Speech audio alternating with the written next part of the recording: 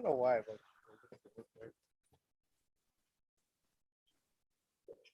Yeah, that's a gorgeous building.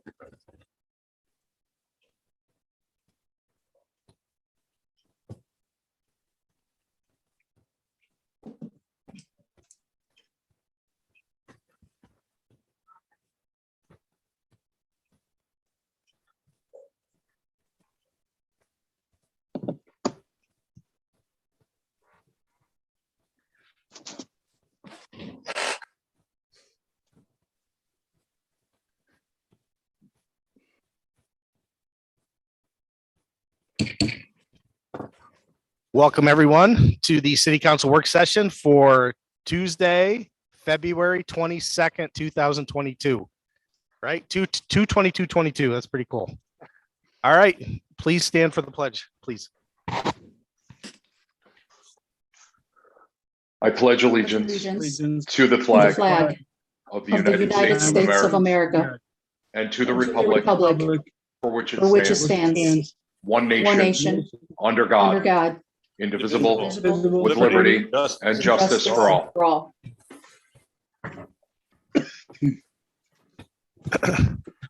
Okay, everyone, welcome. As we mentioned before we do roll call, I just want to say who's here for you looking. I think from my left to right and your right to left, we have Councilwoman Aviva Friedman right here. Phil Strawn right here. We have our clerk, Lee Rogers, right here. Councilman Joe Burns right here. And our presenters, when they present, are going to be over here to this corner. Okay. Mr. Clerk, we do a roll call for us? Yes. Councilman Scarinci. Present. Councilwoman Resnetti. Present. Councilwoman Riley. Present. Councilwoman Friedman. Present. Councilman Burns. Present. Councilman Scanlon. Present. President Strawn. Present. That's all 7 members present. Okay, we will get right into it. Do we have Captain Bidwell with us? No. Yes, you do. All right, welcome, Captain Bidwell. When you're ready, go ahead for RL 2250. Yeah, I'm just asking for consideration. So we have a senior crime analyst, Mallory Muir, and we are looking to increase her salary by $6,000, which is paid for by DCJS.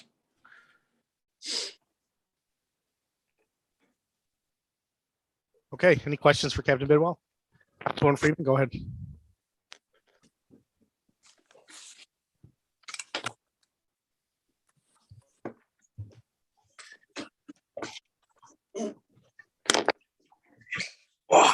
Hold on one second. I think We have somebody can't trying to hear get up here. anything.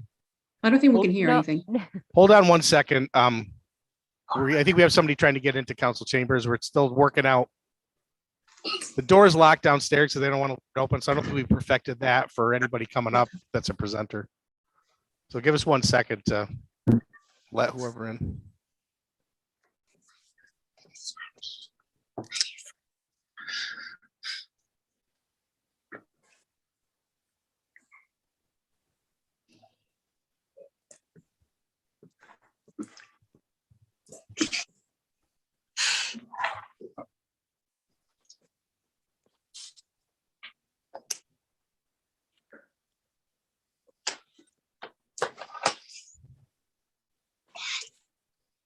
Okay, we'll continue. Go ahead, Oh. Councilwoman Freeman. Okay, thank you, President Strawn. Hi, Captain Bidwell. How are you? Good, how are you? Good, thank you. Could you tell us a little bit more about why you're asking to increase the salary for the senior crime analyst position, please? Yeah, so so the senior crime analyst position that we have, since my time on the job, the salary's been the same, and analysts now throughout New York State, our tier 2 analysts, our lead analysts, they're making about $88,000 a year now, and so her salary currently is at like 66 and change. I don't have the exact figure, so it was just an increase to bump her up a little bit and get her closer to what is around the state. And then, like I said, it's something that the state is paying for, and so they were in favor of it as well. Okay, thank you. Yes. Any other questions for Captain Bidwell? Okay, thank you. Thank you, guys. Have a good night. Thanks for your guests coming too. Absolutely. Thanks, guys. We're voting for yes, just because she was in the shot. It was great. She is pretty cute. Come here. You want to say hi? Hurry up. Come here. All right, we got a shout out. Nice. Hi. Adorable. All right, Everybody. thank you. Thank you. Bye. Good night, Captain. Thank you.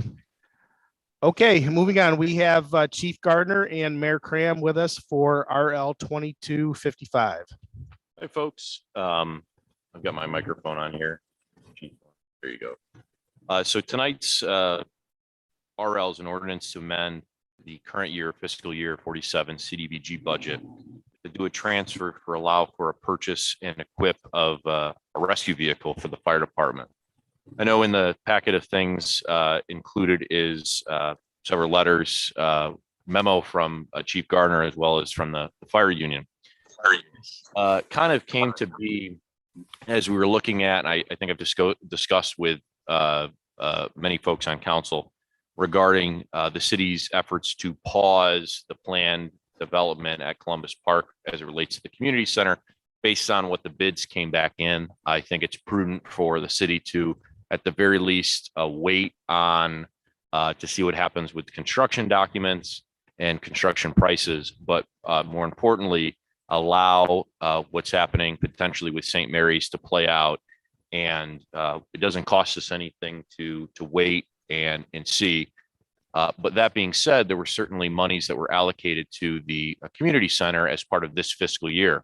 And if those monies are not spent, HUD has very specific clawback requirements and timeliness requirements that if you encumber funds for a specific purpose and do not spend those, they can't just sit idle for many years at a time, right? So at the same time that the decisions were being made regarding Columbus Park and the community center and those bids came in, Chief Gardner came to me with very specific ask regarding the fire department, and that was the immediate need to purchase a new rescue pumper for the fire department. I'll let Chief Gardner get into the details of what the capabilities are of that, how it services the fire department, and what it would mean for the fire department to secure this. The other really important aspect of this is that Chief Gardner and his team were able to source a demo version of this apparatus. Anytime that municipalities go through the process of ordering new fire apparatus, in addition to the high expense, it could be a 1 to 2 year lead time to get that product if you're building it from the ground up. With demo units, this is something that could be available as quickly as a city council can approve the funding.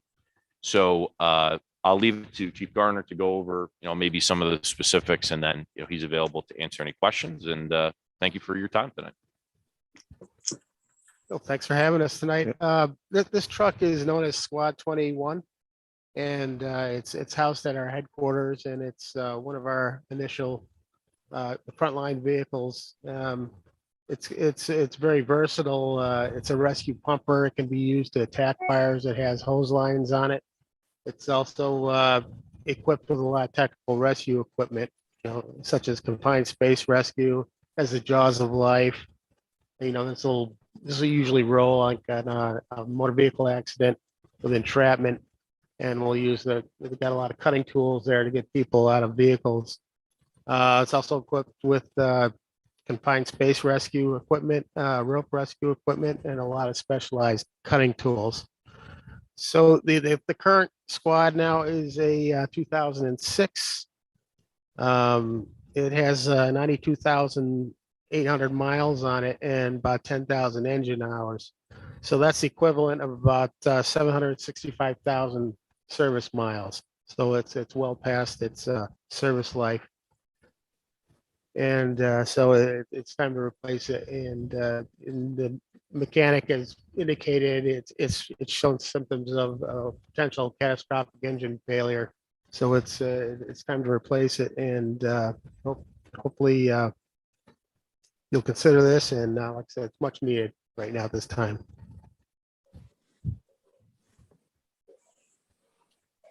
Chief, does the old one just get repurposed? Do they somebody refurbish it? Does it just get junked? What does that It'll- happen? What we'll use it for a spare.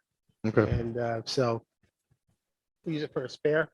You know, we'll keep it over at fleet maintenance, and if an engine needs service, the companies can come in and they'll take that apparatus and just use it temporarily, you know, for a day or two.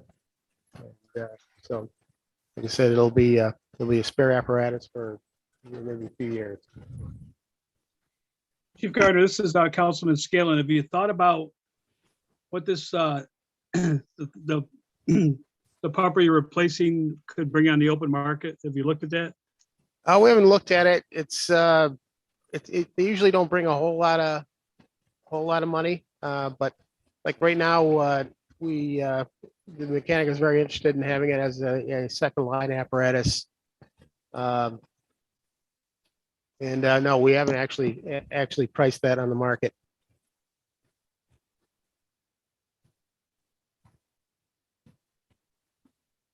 All right, thank you, Chief. Thank you. Thanks, Councilman Scanlon. Any other questions for Chief Gardner or the mayor? Councilman Scringy, go ahead. Thank you, Mr. President. Evening, Mayor. Evening, Chief. How are you? Good evening. Good. I had a question for each of you. Mayor, I didn't know if maybe I could possibly start off with you. I know you had mentioned that there's a sense of urgency with this, which I would agree with. I was wondering if you could maybe speak to any knowledge you have with respect to that. Is there any level of competition with other municipalities around the state with respect to the availability of what we can eventually get? I know this is a time-related issue and even a bidding issue with other municipalities that we've seen with other fire and police vehicles in the past, and I didn't know if you could speak to that. Yeah, I mean, I'm sure with the demo unit, there are going to be other municipalities, other fire departments that are interested. The chief has done a good job at citing this, or excuse me, sourcing this specific one. And we think that we're in a great position to be able to obtain it through this transfer. Certainly, if something were to happen where it did not become available, we would look to source in a demo unit as well, maybe outside of this specific company. But they make demos for a reason, because a lot of times departments want to go with them because of the cost savings. Right. Thank you, Mayor. And Chief, I appreciate the specific statistics you had given with regard to the current vehicle being beyond its useful life, if you will. I know you had mentioned some things about like mileage and stuff like that. Is there any sort of translation with that with respect to how many months or years beyond its useful life the current vehicle has, or is rather, I should say? Yeah. The formula they use is the industry formula for hour mileage is calculation states. So like 1 hour of engine runtime equals like 70 miles. So usually when they get to the point where they're about 10 years old or have about 500,000 miles on it, they're about the end of their service life for a frontline apparatus. They then would be used as a secondary apparatus. That's kind of an NFPA standard. Got it. Thank you, Chief. Thank you, Mr. President. Councilwoman Riley, go ahead. Thank you, Council President. I have two questions as well. So Mayor Cram, I have, at the beginning, you mentioned speaking with council members regarding the status of the community center. When was that? Had various individual conversations with council members over several months, talking about it again in different circumstances. Okay, so these were individual conversations and not brought to the body at large. Not that I can recall. Okay. If that is the decision, what happens to the legislation and the allocations? Do we need to bring that back to the floor? Or is I think in conversations with the controller, I don't think that would be a bad idea to basically unencumber as it relates to maybe the ARPA funds for the community center. We have to go through the formal process of rejecting all bids and that type of thing. So the money can only be spent on that specific project. So it's not like it can be spent in another way without council approval. But I would be happy to talk to Mr. Shager and perhaps at the next meeting, unencumber those allocated ARPA funds to be put back into the general pot of money. And can I also make a request that when something of this magnitude be discussed, that it is made aware to the entire council body so we are informed and able to provide input in a timely manner? Yeah, and this is really the first time that it's being discussed in an open manner, obviously at a council meeting. Yet, and still there were several conversations prior to today. So Sure, which would be standard as part of the normal course of business with the mayor talking to specific members of council on various issues. That's subjective. I do have one additional question. If this is ARPA funds that were allocated based upon the guidelines within ARPA, would then a fire truck meet those guidelines? So this is not ARPA funding. This is CDBG funding. Okay, same thing though. Yep. This meets the CDBG guidelines, and that's been verified through our grants administrator. That was the same question that I asked of him. Okay, but in terms of priorities of our CDBG represented population within the city, is this deemed a priority based upon the needs and certain issues that have been addressed in terms of supporting the communities that make us entitled to such funding? Based on the service area and where the truck is headquartered, it meets the standard of CDBG funding. I would say that it is a priority for me to ensure that the fire department has the necessary apparatus. Okay, and then I said one last final, and I'm sorry because I lied, but where will this vehicle be housed? In the future, it will be housed at the central fire station. Until that project is complete, it would be at the temporary Court Street location. Is that right, Chief? Would we have to pay additionally for a new vehicle and extending in terms of what we contracted for our lease of that temporary rental unit? Chief, correct me if I'm wrong, but this rig would replace the existing rig that's beyond its service life, and the old rig would be moved to the Sullivan Training Center? That's correct. Okay. So we will not be responsible for any additional fundings in terms of storage? Nope. Okay. And I would like to say to the chief, thank you for providing the letters of support from the union and the fire department, the members of the fire department. That helped greatly. So thank you for that additional information. Oh, you're very welcome. That concludes my questions and statements. Thank you. Councilwoman Freeman, go ahead. Thank you, President Strawn. Hi, Chief. Hello, Mayor. Hello, how are you? I also have a few questions. I have some questions specifically about the funding.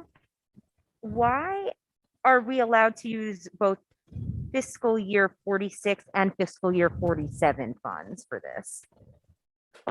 CDBG funding rolls over in multiple project years. It operates the same way that a capital funding works in the city, where it's likely on CDBG projects that it may take multiple years to accomplish them.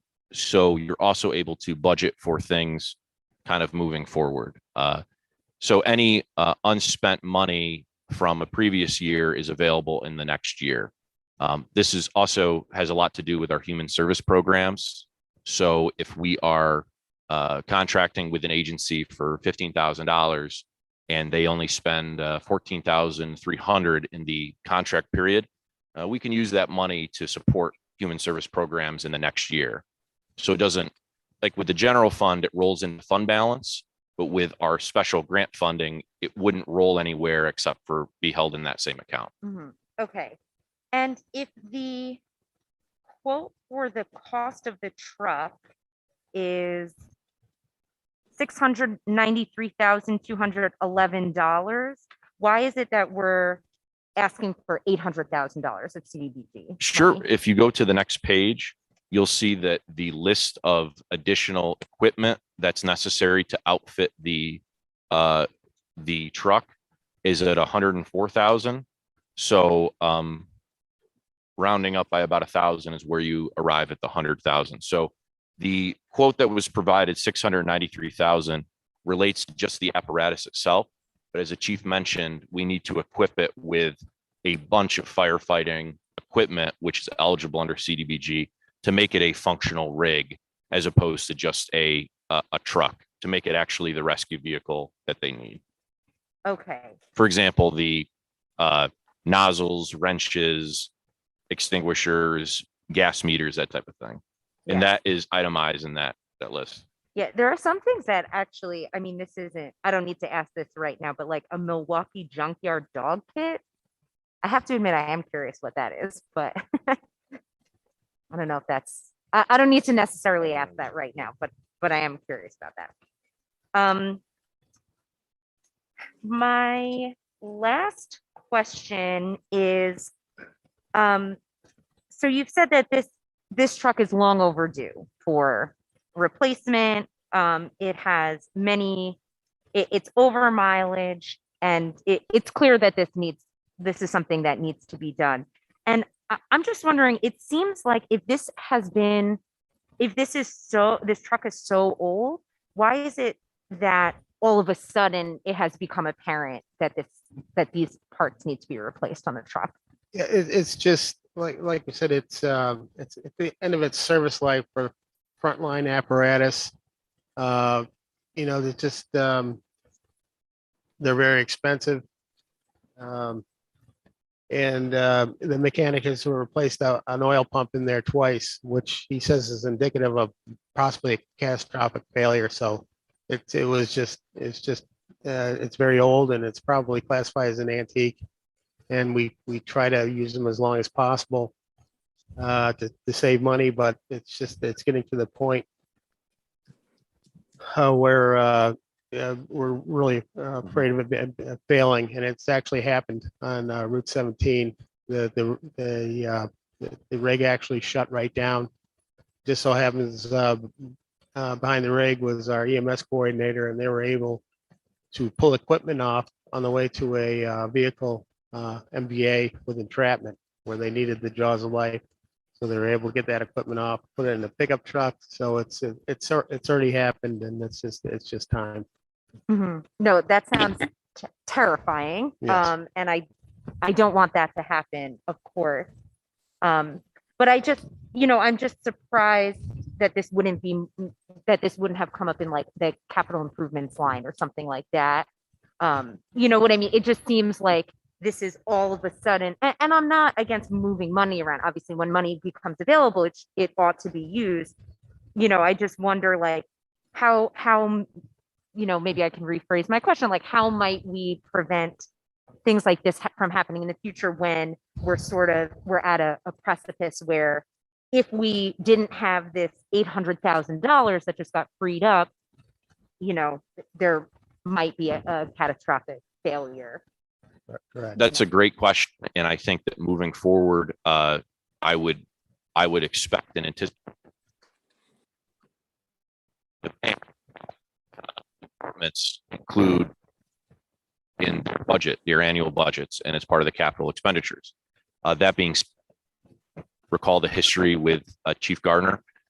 You took the oath of office as chief about 5 days before the finalization of the budget. In that transition period between Chief Eggleston and acting Chief Gardner, this was one of the areas that was not completely, the loop was not closed on, which would not happen this year with having to learn the budget process in about 48 hours. So, but I completely understand that question. Well, course of affairs, this would be included as budget. I can imagine that in at least the next 4 years, there'll probably be additional requests for rigs, and we'll make sure that those are included for review as part of the budget process. Okay, that would be great. Yeah, because even though, I'll just add as a last comment that the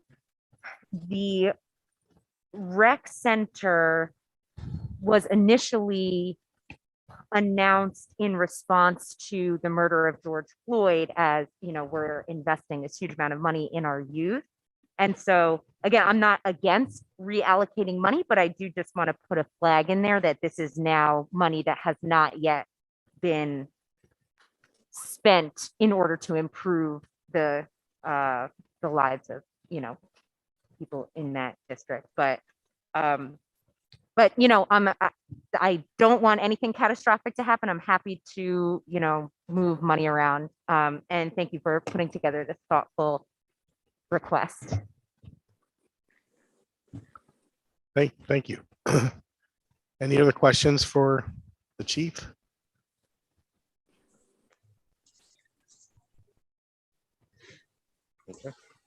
Okay, doing that real quick? Yeah. Okay. I've asked, since the mayor's here, I've asked him to give us a very brief update on the situation as he understands it from at the sewage plant on Friday. Yeah, I wanted to kind of make mention. I know we have Ed Egan, who's here from the board, as well as Charlie Pearsall presenting at some point. Obviously, they're involved in the plant, but really neither one of them are in a kind of a position to answer more detailed questions, which I'm sure everyone has.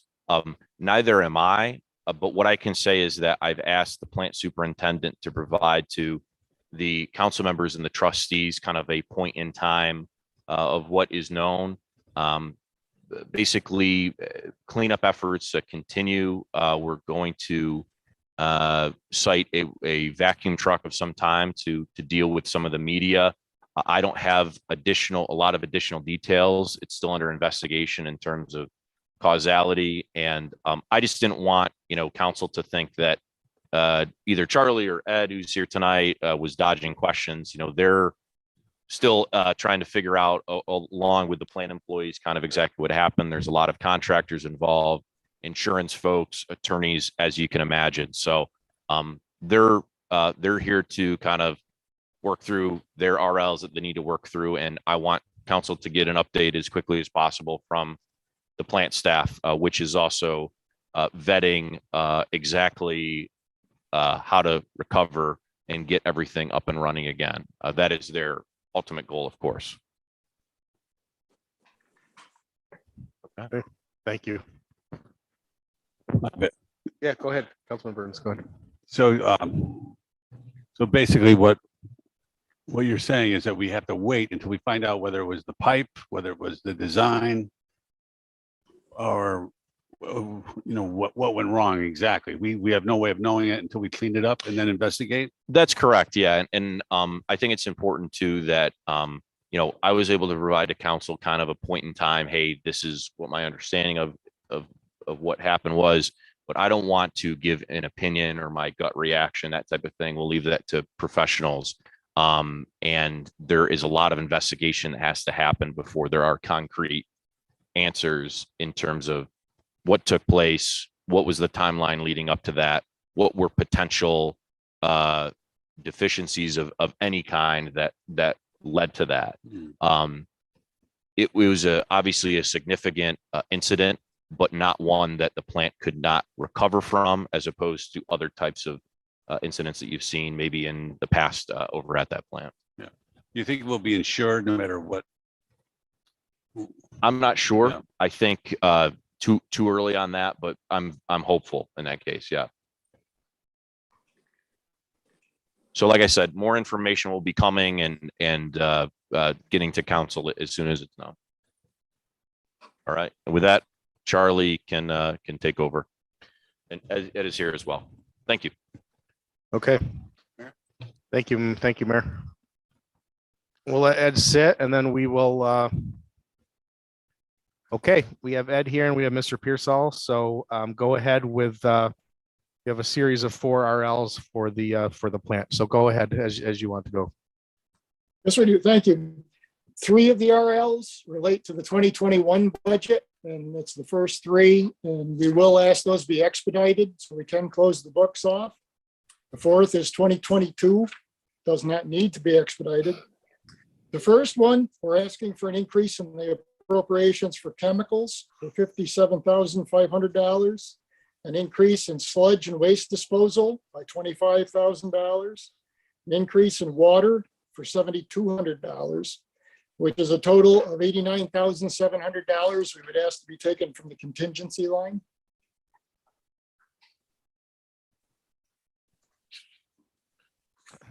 Councilwoman Freeman, go ahead with your question. Thank you, President Strawn. Hi, Charlie, how are you? How are you? Good. Just to clarify, is this legislation directly in relation to the accident that happened or the flooding that happened? Not at all. This is No, separate. not at- Yep. Okay. All right, great. Thank you. The second one is a similar, it's for less amounts. It's the gas and diesel line. We would ask to increase for $30,200. Equipment and pump repair for $4,800, and equipment and pump repair electrical for $1,500, with the total of $9,500 to be transferred out of the line to reimburse city local systems cost. And there's no specific reason we chose that line to take it from, other than that had a large unspent balance at the end of the budget year.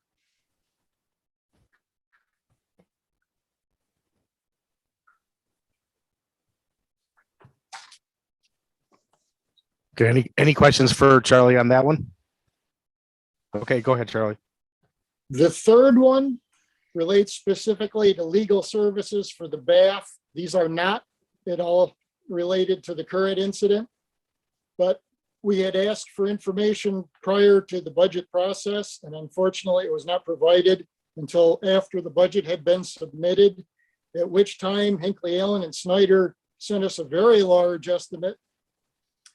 So in order to cover the bills we had experienced in the end of 2021 and what we're anticipating for 2022, we're asking the council to approve $900,000 to be moved into that line, and ask the comptroller to encumber that in a purchase order so it will carry forward into the 2022 budget. That's typically done, so we're not asking for anything special really there. There's detail behind it, made up of 5 lines where we had excesses in the 2021 budget to fund that $900,000. I believe there was a misprint in one of the actual legislation write-ups. We're asking to increase the BAF legal line and decrease the other 5. Just want to make that clear. I've communicated with Comptroller Shager. And, you know, he's clear on what needs to be done. So.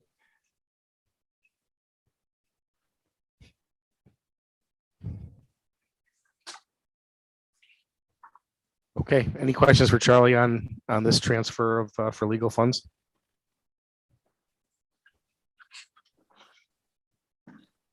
Mr. President, the RL that has a change in it, does it need to be amended in any way? I know it hasn't officially been voted on, and this is not a business meeting, but the clerk's office was very proactive in getting an agenda out already for the meeting, and considering it's on there, I don't know if that means we need to amend that in any way, or if it can be done prior.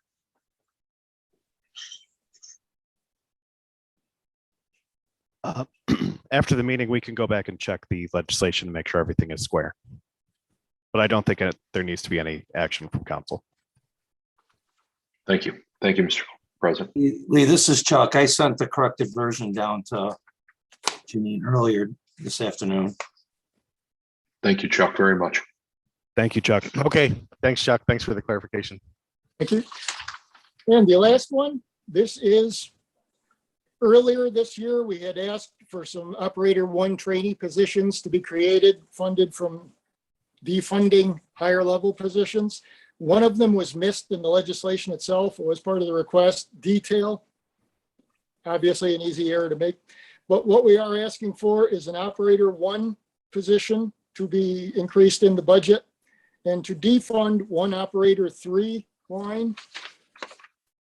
The amounts are shown in the detail. That's actually a net savings to the overall budget of $15,170. But that allows us to hire somebody at an entry level rather than try and find somebody that has the operator training, which we're not having any success in.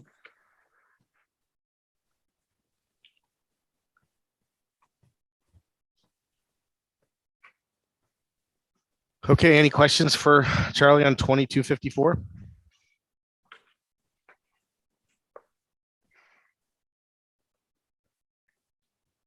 Okay. Ed, were you going to mention anything, or are we just here to, in case, or do you need it? Do you need? Okay. Mr. President. Go ahead, Councilman Scringy. Thank you, Mr. President. In following up with the discussion from the mayor and the sewage treatment plant, obviously without just getting into any specifics, which I know we can't right now, is there any way from Ed and or Charlie we can at least get, if they're able to, of course, give us any sort of confirmation that everything is up and running right now, everything is moved, the situation has moved past what occurred, and at least everything is functioning to the best that it can? I didn't know if we could get any confirmation on that. Go ahead, Ed. Able to provide that information. There's still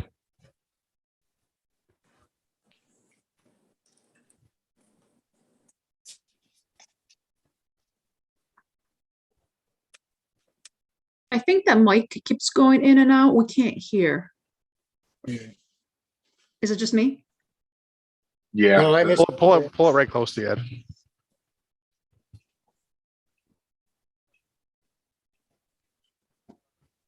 Mr. President, well, if that was the microphone that the mayor was speaking in earlier, it cut out one or two times while the mayor was speaking, but it came back pretty quick. I don't think Ed is not ill positioned to the microphone. I think it might be something wrong with the microphone itself. Councilman Burns loaned him his, so.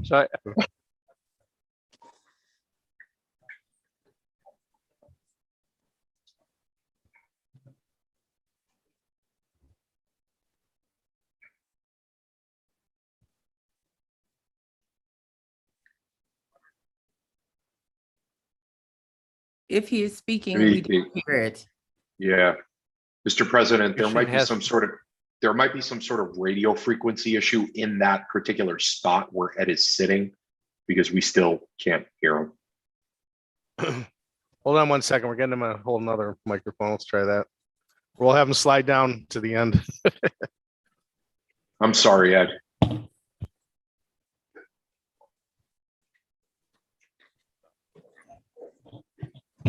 I guess I'm not trained in how these things work, so. Is that better? Can you hear him? Sorry for that. Is that better? Okay. Yeah, we can hear you now. Thank you. Thank you. What I'm reporting to you is that because the BAF CN gallery is below ground level and was flooded, and it's not just flooded with wastewater, but there's also the filtration media in the cell that escaped into the gallery, cell CN1. Access is a problem. While they've been able to dewater the area, they still have this media that needs to be removed. And so it's not possible to get a good look at some of the area. The entire CN Salgari had to be, de-energized for safety purposes, and they're working on it. This is not something that's going to be remedied right away. In the meantime, the plant is operating with primary treatment, which is the bar screening and the settling tanks and ultraviolet disinfection, which is similar to the profile the plant was operated in during the construction. And the DEC is aware of the situation, and understands the status of the plant. Thank you, Ed. Thank you, Mr. President. Okay. Any other questions for Charlie or Ed while they're here? Okay, thank you, gentlemen. Appreciate it. All right, thank you all very much. Good night. Thank you. Good night. Okay, we have Pat here. He's finding his way to the table. Got that one? Okay. All right, go ahead, Pat. Tell us about 2259. 2259 is just a resolution to update our previous resolutions from 2007 and 2010. Just updating the language on the city parks being smoke-free. With the new, with cannabis being legal in the state now, I was told any area that is public area that's designated smoke-free would also be cannabis-free. So this is just to update our information so we're clear and concise about it.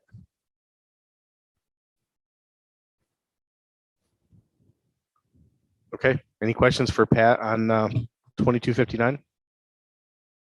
Councilwoman Riley, go ahead.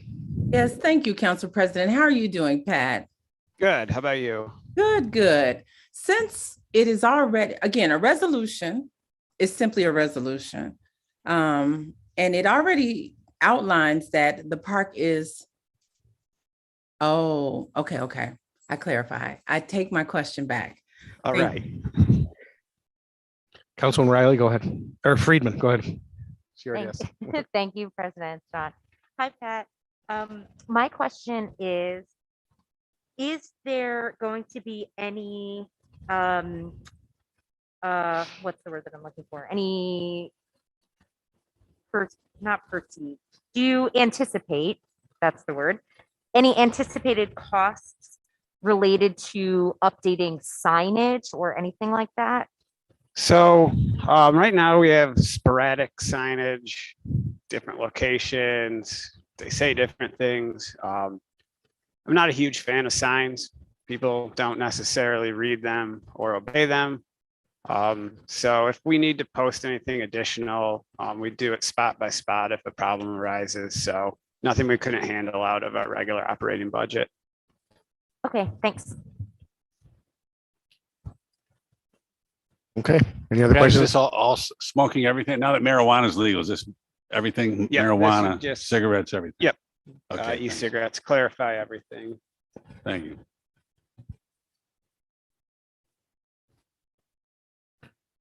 Okay, any other questions for Pat while he's here? Councilwoman Riley, go ahead. Yes, I'm going to go back to my original question because every time smoking can be broad.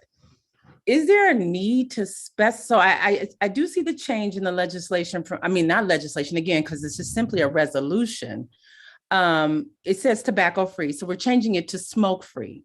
Is there a reason we have to specify marijuana and vapes or e-cigarettes?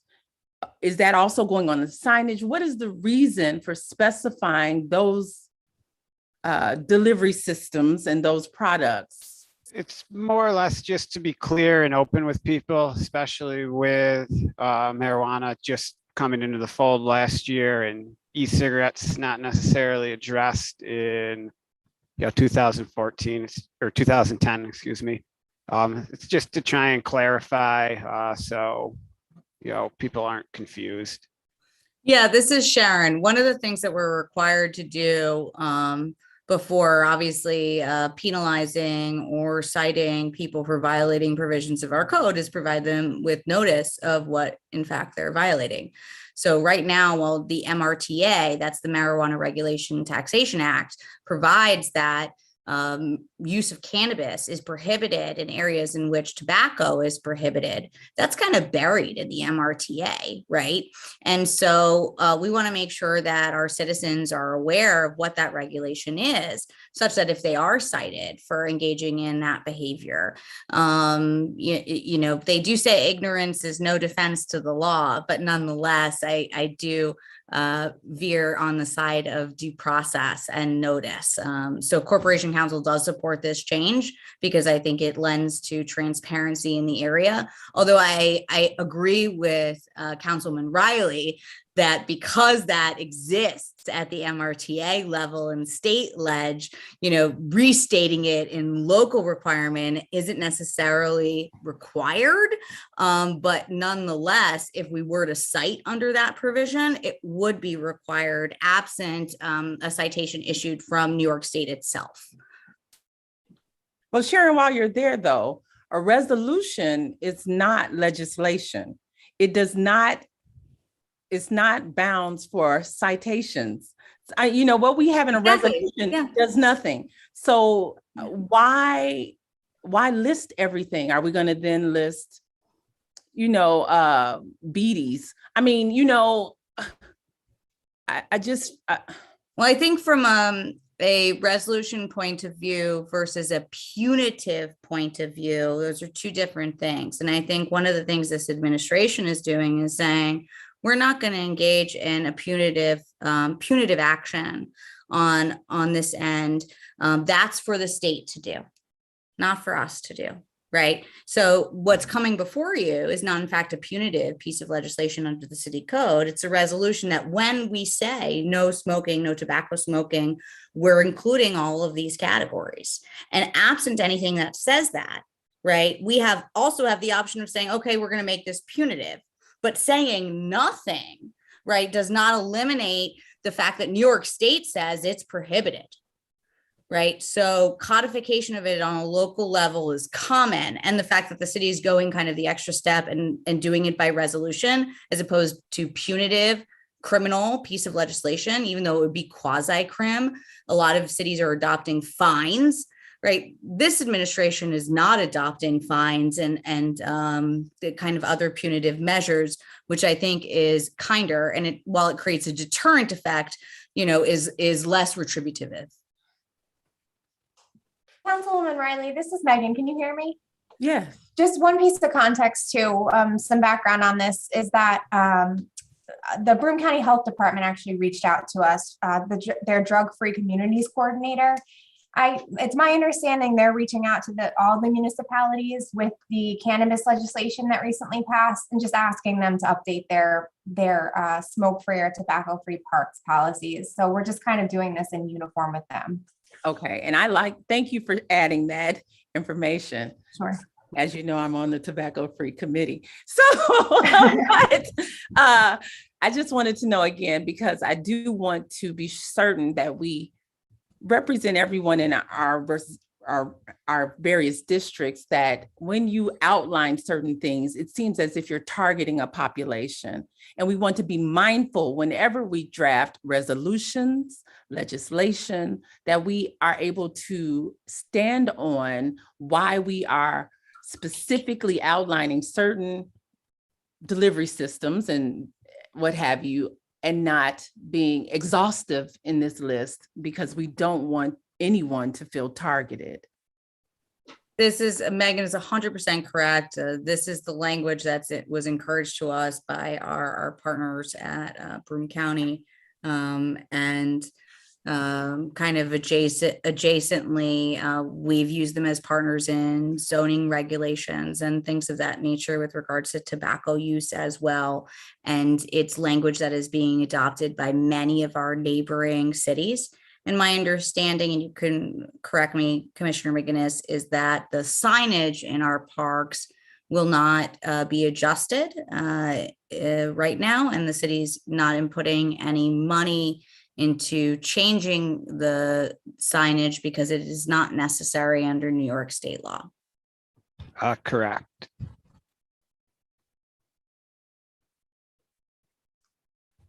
Okay. Thank you for that discussion. That was very helpful. Anything else for Pat or Sharon on this subject? Okay. Thanks, Pat. Appreciate it. Have a great night. Thank you. Okay, Billy, I see you on Zoom. If you're there, go ahead and tell us about 2261.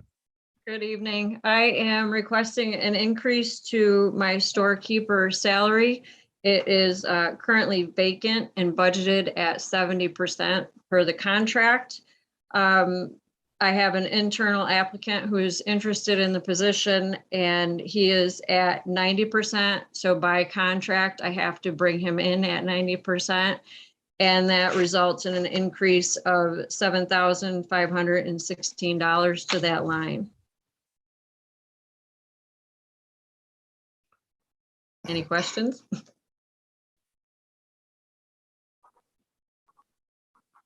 Okay, I think we're good on that, Billy.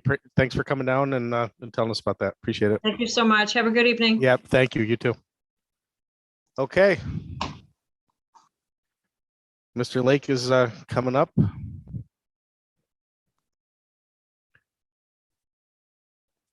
We have a resolution for PSAP, which is the pedestrian safety access program, and it concerns the Main Street corridor.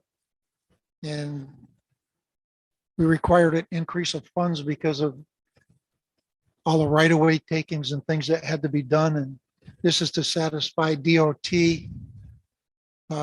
They've increased the budget through DOT, but we have to increase our budget to cover it.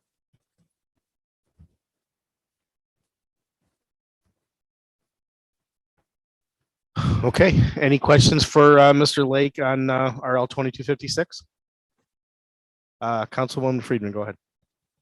Thank you, President Strawn. Hi, Ron, how are you? Good evening. Okay, so if I'm just a little bit confused about the math. So the whole estimated cost of construction is $808,650, and the city will be reimbursed $700,000. So why do we then? Why must we authorize the entire amount instead of just the? Because it's a reimbursable. Okay. So we have to cover the entire amount and then we get reimbursed. Oh, okay. I see. Okay, that concludes my question. Thank you. Any other questions for Ron on 2256? Okay. Thank you. Thank you. Thanks for coming. Appreciate it. All right. Steve Carson's coming down to the big table, we'll say. Hi, Steve. How you doing? Tell us about 2262.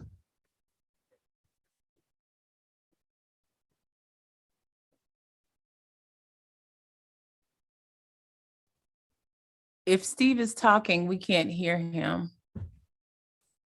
How about now? Yes. Sorry about that. So every year when we fund CDBG programs, generally that's done in December. And then after that, there's a process for the various projects. And I'm talking specifically about projects with agencies. So in this specific instance, it's First Ward Action Council. Now, last year was a little crazy because we had a contract with them in March, we started the contract with them in March, and then HUD found findings with our environmental review process, so we had to redo it. And it dragged it out until I want to say June before First Ward was finally able to have a final contract and get the program running. They still have money from last year, about $8,000. So the reason I'm giving you the background is going on with what's going on this year. So this year, we're trying to implement this change to the environmental review process. Currently, it's at the State Historic Preservation Office level.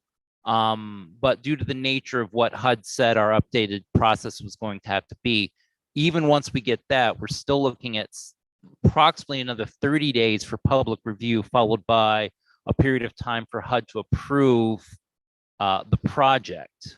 Even though it's exactly the same as last year, we have to do one every year. So that means that First Ward is probably not going to be able to start until maybe April or even May.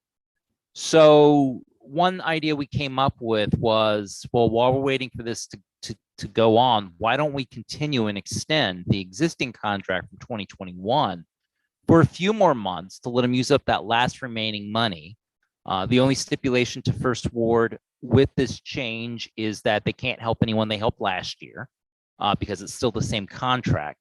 However, once the new contract gets kicked in, they'll be able to help anyone that they had to put on pause. So this is a way for us to go ahead and allow First Ward to help seniors with the minor home repairs that the Senior Home Repair Program allows while waiting for the environmental review process for the full 2022 contract to be finalized.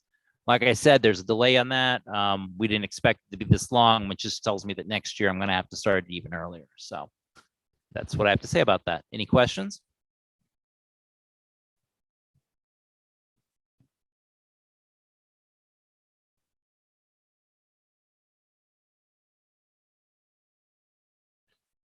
Anything for Steve on 2262?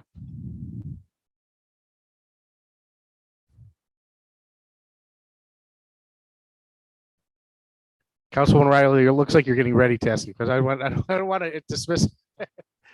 We can see better now, so I can see. Okay. And if you're not, that's okay. I just want to make sure before I excuse him that you're. No, I did. I was just considering again, because we did not meet the timeline, Steve, you went back to First Ward and asked them to adjust their use of the funds that were already approved. No. We have a contract with First Ward Action Council. Well, we had one that went from January to December 2021. We are trying to create a new one that goes from January to August 2022. The reason it's August is not related to this. But in order to do the new contract, we're waiting on this HUD mandated environmental review process.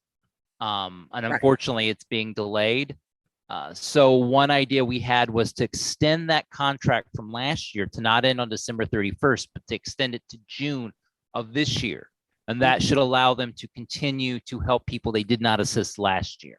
Okay, but they were a part of the budget. We're not changing the approval. Correct. We're just extending the previous approval for CDBG 46. Correct. For the fiscal for 2021, they were awarded $85,000. They have not spent all of that. They still have about $8,000 left on the table. And this will allow them to somewhat perform the services we've asked them to do a little bit longer while we're waiting for this approval to finish. Okay, and then they've also been re-awarded under 47. Correct. For 2022, which technically will run from January to August, the end of August, we've awarded them another $85,000. Okay, so we are not changing the award amounts. We're Correct. just allowing continued use of the funding that should have been returned to us at the end of the fiscal year. I hate to use the term return to us because it's a reimbursable basis and it sounds kind of funny when you say return to us. But yeah, they did not use they still had $7,000 left on the table. And this will allow them to continue to assist people. So basically just extending the contract year. Thank you. I just wanted to make sure that was Yeah, no new clear. funds. Yes, thank you. Okay, any other This is- questions? Go ahead, Councilman. This is just a senior, what is This is the First Ward Action Council Senior Home Repair Program. Senior- What we do is First Ward Action Council gets calls from seniors in the community. They must be income verified, which they do. There's a lot of weird technical stuff, but basically what happens is when someone calls, the person at First Ward fills out the application, sends it to me. I have to do the weird things I got to do on my end if I'm going to approve it. I do have to deny sometimes, but most of the time they're approved. And then First Ward Action Council will go out and do the repairs. Now, most of these repairs are very minor. They can be things like changing a door knob and lock. It can involve fixing a minor plumbing issue. That's what most of these are. However, we expanded on them 2 years ago, I believe, where we started allowing them to sort of do a few larger projects. And this involves like ramp installations and things like great. that. Nothing major's done. Most of the stuff that happens is honestly last year, a lot of step and railing fixes. But they don't do anything major. They don't do roof repairs. They don't do whole window replacements. These are generally just minor replacements, which seniors living in the community oftentimes may have trouble handling and may feel uncomfortable calling a contractor for. So I believe First Ward makes them pay for materials, but everything else is covered by First Ward. And I think they have a thing in place. If you can't afford the materials, they're able to get them for you anyway. It's a good Awesome. program, and we've supported it for quite a while. That's great. Thank you. Great. Okay. Thanks, Steve. Thank you. Thanks for coming. Appreciate it. Okay, Chuck, you still out there? I am. Okay, you got two different committees technically. So tell us about 2257 and 2260. 2257 is a modification to the bond ordinance that Ron Lake was talking about, where we had an increase in the cost of the pedestrian improvements, of where the state's going to give us $700,000. That was originally on a bond ordinance. Since we have to pay for it first and it gets reimbursed, we are increasing the bond ordinance to cover the project and then pay it down with the money we get from the state. Okay, Councilwoman Friedman, go ahead. Thank you, President Strawn. Hi, Chuck. How are you? Good. Okay, so I have a few questions for you. My first one is, and this maybe could have gone to Ron as well, but this is the second time that we've been asked to increase this. Do you know what is causing all of these increases beyond the initial estimation of the project? It's the second time we've asked to increase this project.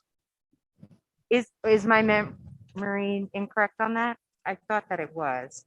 I think it's this first one that we're doing. The original one was for like $350,000. And then after the engineering study came in, it was significantly higher than that. And they went back to the state and the states increased it up to the 800,000. Oh, okay. So that's my There might have been another change order on the bond ordinance if you were reading all the bond ordinance, and I don't have that right in front of me, but we may have changed that bond ordinance for another item in the past. Right. And that's a good lead into my second question, which is, I tried doing the math here, and I am having trouble understanding where some of these numbers are coming from. Because, so from my understanding from this, the bond ordinance, the initial bond was $8,584,300, which came from, that's right in the first paragraph. So the new bond is $9,009,300. And when you subtract those two, it's $425,000. But why are we increasing it by that amount? Where does that number come from? Why are we increasing it by 425? It's the difference from what the old amount was and what the new amounts needs to be. Well, okay. So the project initially, so that's just the bond, but the project was, wait, hang on one sec. I'm sorry. I'm reading my notes here because something, okay. Right. So that makes sense. So then the newest, or okay, I'm sorry, that $9,009,300, that was the bond in May of 2021. Now the bond is $9,370,000. The difference between which what the new bond would be and the bond in May is $360,700. And so if the project estimate was $850,000 and the increase is $360,000, then the difference is $489,000. Okay, there we go. That's why I'm not understanding why the $425,000 comes from if the increase in the project is $489,000.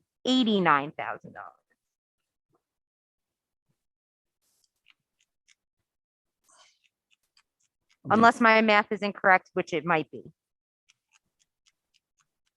I'm trying to pull up the original bond ordinance.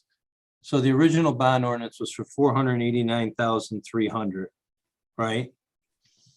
And now we're asking for 850, is it? Wait, the initial bond is 489,000?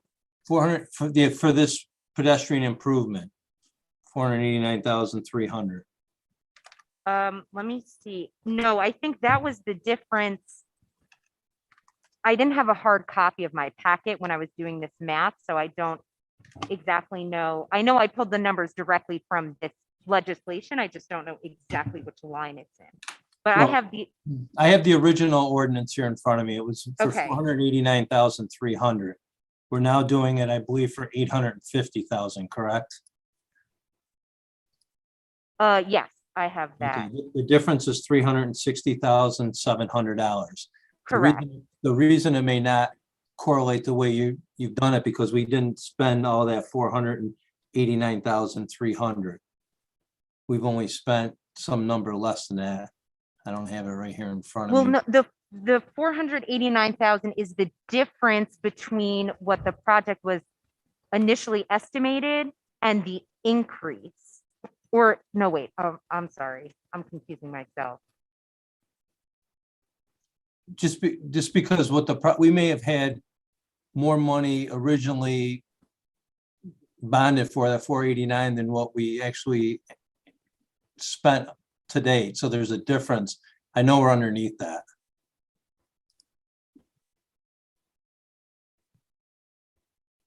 Okay, Let me see if I can.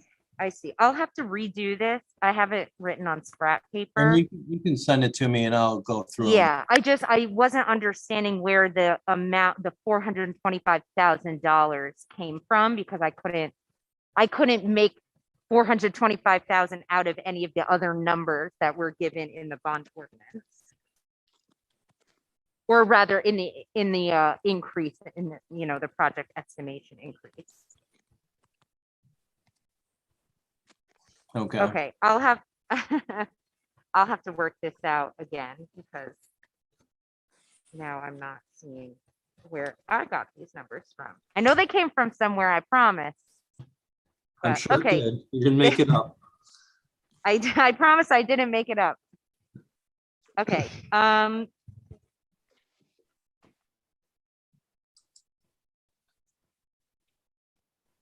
Okay, well, this is not, obviously not expedited, so get Chuck some, email him some questions or whatever, and I'm sure he'll get right back to you on that. Any other questions on this particular one for Chuck? Okay, go into 2260, Chuck. The 2260, I don't think we really, after having a discussion with Lee today, I don't really think we need legislation. But what I do need to do is, back in December, you passed some legislation letting the mayor adjust the IMA with the town of Vesta, whereas the town of Vesta was going to bill the sewer plant directly and not the city, and we made some other arrangements. They would not agree with one part of that agreement, which was that the sewer plant was always going to be a water-only plant. That was item number 6. We ended up negotiating for the last couple months and got them to settle on, or we came to an agreement that it is a water-only account, but if it changes and it becomes a water and sewer account, they would give us 6 months notice. An example, the plant's not going to move from where it's at. It's always going to be there. But if they were to move an office someplace else, then they feel like they should be able to bill for the sewer if that office was up on 434 or something of that nature. So this is what we ended up settling on. It's really no change to what we talked about in the past on any other criteria except for this. And the original RL or legislation that was passed was just allow the mayor to enter into the agreement. So we could use that same agreement. We have not signed a contract. I have it sitting here at my desk. but I thought it was appropriate that I explain to you the changes to it.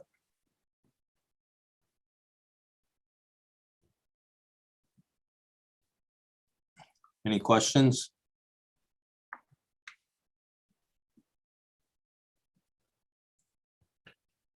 Okay, anything else for Chuck on either of these RLs? Okay, thank you, Chuck. Thank you.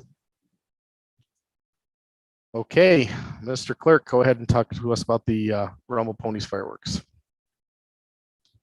Okay, so every year the Rumble Ponies, they submit an application for fireworks for their season. This is pretty standard from what they've submitted in the past. And I will say there in the letter they submitted, I think it's on page 2 of this RL, page 53 of the packet. It does say the Rumble Ponies respect and adhere to the ordinance deadlines for starting a fireworks show, which is 9:45 p.m. on weeknights and 10:45 p.m. on Fridays, Saturdays, and holidays. So they've been pretty good in the past about complying with these rules. And on the third page, page 54 of your packet, is the schedule. So does anyone have any questions on these?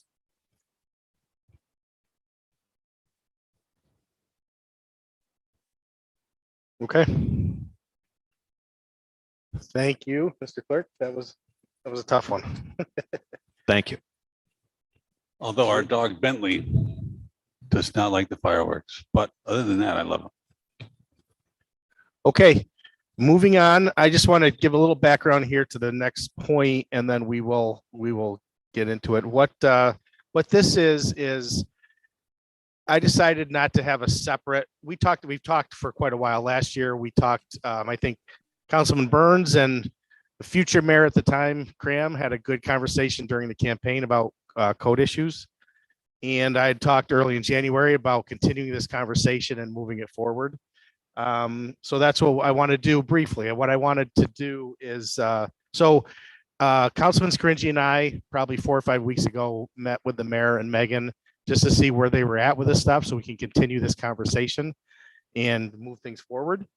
And so I just felt rather than have a separate, I try to be respectful to everybody's time, rather than have a separate meeting, that we would have a discussion now led by Councilman Scaringi as the chair of the MPA committee.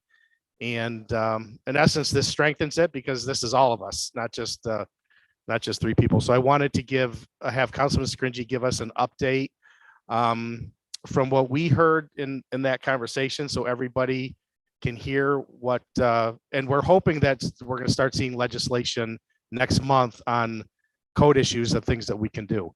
So we really wanted to move the ball quickly with things that hopefully we agree on, and also continue the conversation. And that doesn't mean that we can't have hopes and dreams and things that might take a little longer. So we'll continue this conversation. This won't be the end of it. To me, this is just the beginning of it. But that's a little background of why I wanted to add it to the agenda tonight, and why Councilman Scaringi is going to lead that conversation as the chair of the MPA committee. So, Councilman Scaringi, go ahead. Thank you, Mr. President. Good evening, colleagues. As we know, ways to revamp and update our local code ordinances to more robustly deal with many of the issues that we currently face. Some examples: grass, garbage, noise issues, animal issues, property issues have really plagued many neighborhoods throughout Binghamton for far too long. That being said, I had a chance to have a conversation with Council President as well as the mayor and the mayor's office. As Council President said, we met about a little over a month ago, and we had a meeting for the purpose of really trying to lay the groundwork to move the ball rolling on this. I communicated specifically to the mayor our prior discussions that we've had as it relates to code issues, more specifically issues that we have each over the last few months have brought to the table that we are observing in our respective districts that we represent, issues that we have received either communications from constituents from, or communications from constituents that have been spoken about during public comment at meetings. The mayor was obviously very aware of those specifics and was very supportive as it related to that. And so my idea about approaching this with respect to meetings was inherently that, quite frankly, we need to get this done. It's been far too long. This is incredibly important, and we need to ensure that our local code ordinances are as robust as they can be to give the resources of our city employees that they need, that are necessary, as well as ourselves and the mayor's office and city hall as a whole.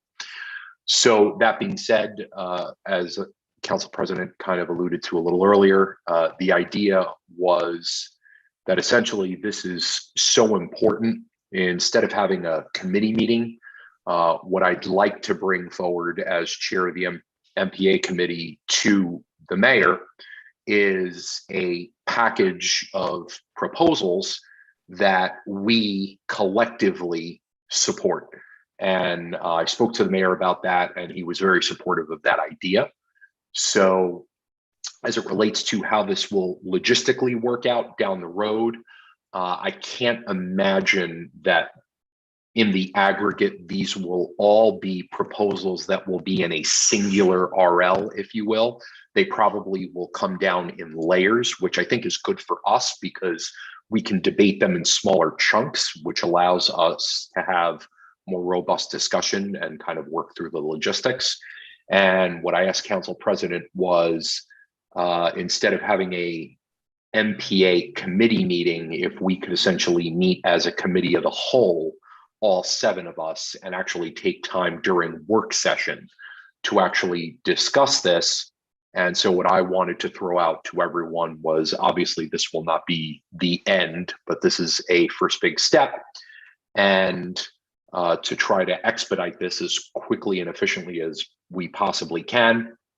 If there are any outstanding questions or concerns or anything even for, albeit department heads or people in City Hall that I can coordinate with, please feel free to email me those questions and concerns, and I will work to coordinate to get answers as best as I possibly can and get that turnaround time back to everyone so we can move this forward and take care of that. So that was generally the idea. And with that being said, Mr. President, this is your floor. So I don't know if you want to just take questions from people or statements, but I'll be more than happy to kind of write things down, or I don't know if you want me to do that. I'll be more than happy to do that as well. I just didn't want to overstep, Mr. President. No, that's fine. Thank you, Councilman Skrgi. Why don't you go ahead and just outline a couple things that we did talk about.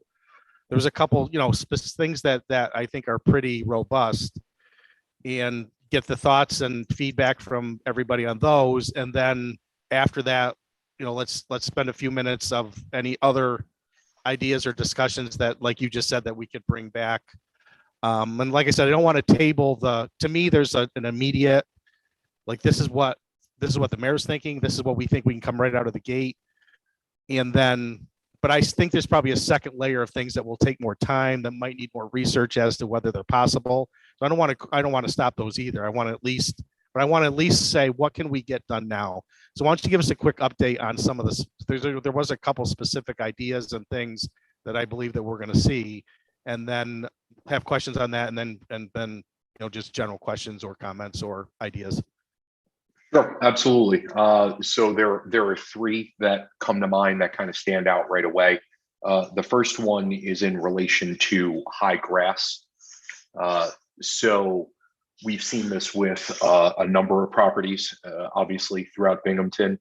And so the concern is when we end up in a situation where, let's say, for example, a property is demolished because of a fire, or a property has deteriorated to such a point that the cost to rehabilitate the property actually exceeds in large scale the potential costs of demolishing the property. And for example,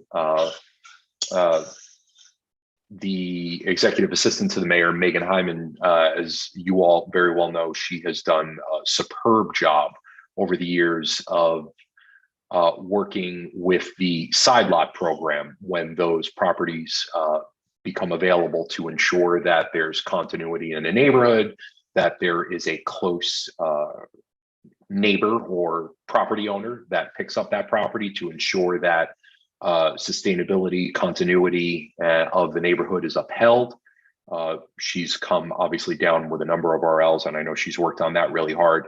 So the irony of it is that when we end up in situations like that, where the number of those properties increases, I would tend to imagine from anecdotal conversations that I've had with City Hall employees, everyone in City Hall and every resident in the city loves when that happens, except for one group of people, and that is everyone who works in the Parks Department, because in their defense, they end up in the situation where their case and workload actually increases due to the fact that there are more properties that kind of fall under their auspice in relation to high grass when that occurs. So that was one. Another one dealt with resources for the code department, whether that meant reviewing our local code ordinances, as we have already done in past meetings, and obviously will continue to do, to make sure that they are up to date and ensuring that our code enforcement officers have the resources that they need. We talked a lot about the efficiency of the software programs that they currently use, which were updated in the last administration.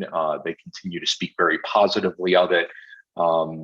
It doesn't require as much input time, so it allows them to actually be on the ground, quote unquote, and actually be out there and get that information into the system and aggregated, so that way that's obviously collected. And the third one is, I know something that the mayor proposed with respect to someone in Corp Council and in City Hall that specifically focuses on the housing issue and how we can more efficiently expedite those cases through whatever proper channels it needs to be, whether it's code enforcement, whether it's multiple properties, whether it's SEPTED, whether it's Corp Council, whether it gets to the point that it ends up in court and potentially needs to be adjudicated or anything along those lines. So those were kind of the three broad discussion points that we had first talked about. And obviously I'd be glad to take any questions or any points that any colleagues have, or any additional issues that they feel might be relevant to this discussion. Councilwoman Riley, go ahead. Thank you, Council President. Thank you for that overview, Councilman Scaringi. I do have some questions because, as you know, this is this issue is one of my top priorities and has been probably the code-related issues are what I received the most calls on. In fact, I think I've emailed Chris 3 or 4 times today. So in terms of this new framework we've developed that's been presented with the MPA committee taking the lead, and a series from, I'm just quoting, a series of legislation coming down, who's defining the priorities and where are these series of legislation coming from? Is it from the mayor's office? Is there a committee that's meeting to discuss and prioritize? How is this, what does it look like? Because you've had a meeting about a month ago. So where's this, who's crafting the legislation and who's prioritizing how we address the issues of the city? Right. I think go ahead. Yeah, so I appreciate that, Councilwoman Riley, and at the expense of being blunt, we are, right? So the purpose, as I mentioned earlier, and I think Council President also did as well, The reason why I asked council president and the mayor to have this meeting was, at least for me on the onset, it was less to talk about anything substantive in terms of issues, but more to communicate what you just said, which is the reality of it is, and I know the mayor knows this, I know all 7 of us know this, right? Because this is something obviously that we've been discussing for a long time. Arguably, code related issues, and that's a very broad umbrella term, because the reality of it is that sometimes there are issues that procedurally or logistically are actually not code enforcement, but we perceive them to be a code related issue. So they might be intertwined, whatever it might be. But for me, at least at the heart of it, was to communicate a sense of urgency, which I felt that everyone had in the room as it relates to the actual language. Obviously, that would entail everyone in court counsel's office to make sure that it's meeting the robustness of law and local ordinance. But what is driving this, the committee, is us. And that's my lens. And I believe that's everyone's lens as well. Okay. Yeah, So- let me just mention real quick that was the biggest reason, Councilman Riley, is that we wanted to make sure that they understood that it was a priority for all of us. And so the first meeting was to say, well, where's the administration at with this, to give them a chance, because obviously as we work together and they come with things and craft things, that's the quickest out of the gate, is things that we hopefully will agree on or things that they are already agreeing on. So that's really why we met, to say we want to get this ball rolling ASAP, and to understand that if things are going to go into the next budget process, we want to start sooner rather than later, so that they can start to weave those things into the new budget as necessary. But the first priority, I think, is going to be a combined, and then I think the conversation moves from them to us as to what we all can agree on, and then hopefully, and I know I see Megan is at least listed on there, hopefully she's listening and taking notes, then for us maybe to give ideas back to them and say, hey, we're also considering this, this, and this, and just to continue that conversation. But we felt for this first one that we would, we wouldn't have presenters or guests or anything else. I know Megan's still on with us, that we could just have a conversation amongst ourselves. I will mention one more thing and then you can continue, because the tangible things are important. One other thing that the mayor mentioned to us that I think is extremely, could be extremely productive from a substantive way, is this has come up with other municipalities. So I still think they're fleshing this out with, make sure it passes muster in the way that it's written, is that the city wants to move into an aggressive stance as it relates to people drawing permits on properties that have code issues.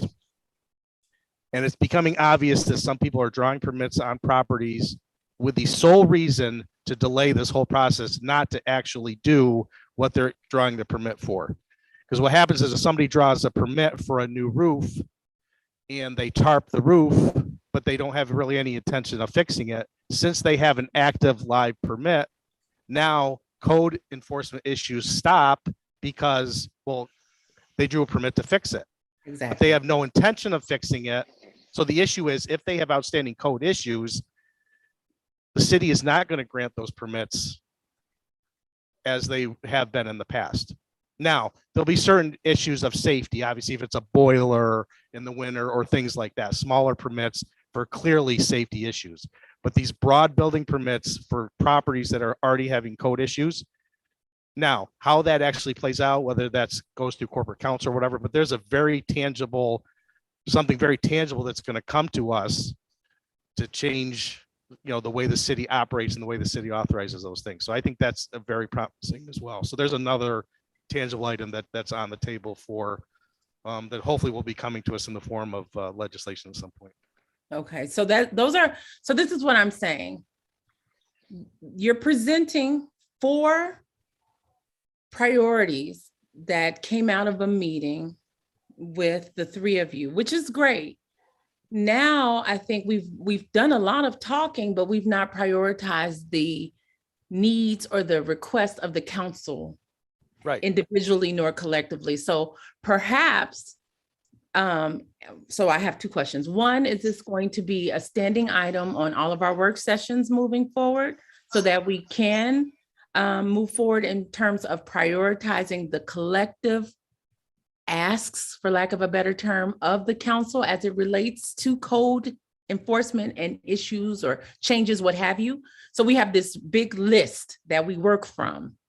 Again, that's maintained somewhere and we discuss and we align with the other departments in the city.